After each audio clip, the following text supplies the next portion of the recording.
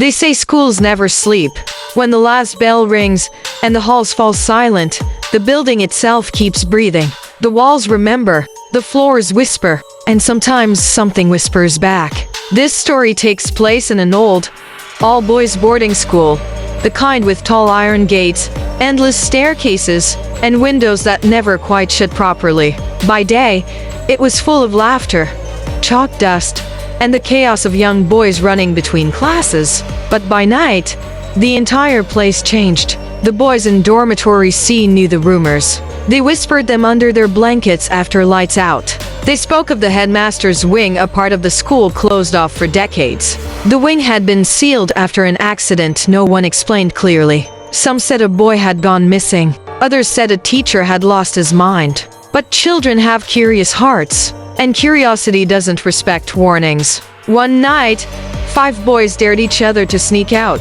The hallway clock had just struck midnight when they slipped from their dorm, feet barely touching the cold stone floors. Their flashlights flickered as though the batteries already knew they were making a mistake. They passed trophy cases filled with faces of boys long gone, their glassy eyes catching the beam of light in unsettling ways. The deeper they went, the colder it became.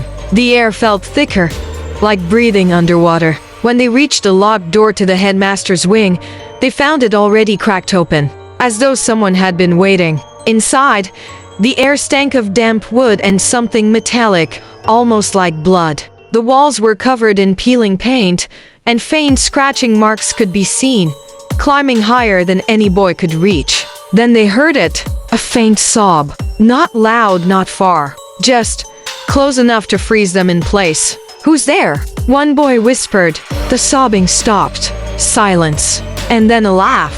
High-pitched, childlike, but wrong. It echoed across the hall, bouncing off the cracked ceiling. The boys spun around, flashlights shaking.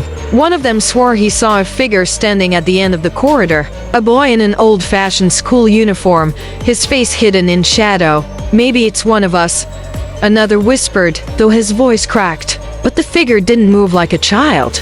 It twitched, its head jerking sharply, like a puppet on invisible strings. And then it began to walk toward them. The boys ran, stumbling over desks and torn curtains, their breaths ragged. But no matter how fast they moved, the sound of footsteps behind them never faded. It followed, always the same distance away. The boys didn't wait. They fled back through the halls, through the gates, through the night. By morning, when the headmaster called roll, only 4 of them returned. The 5th bed lay empty, his things untouched.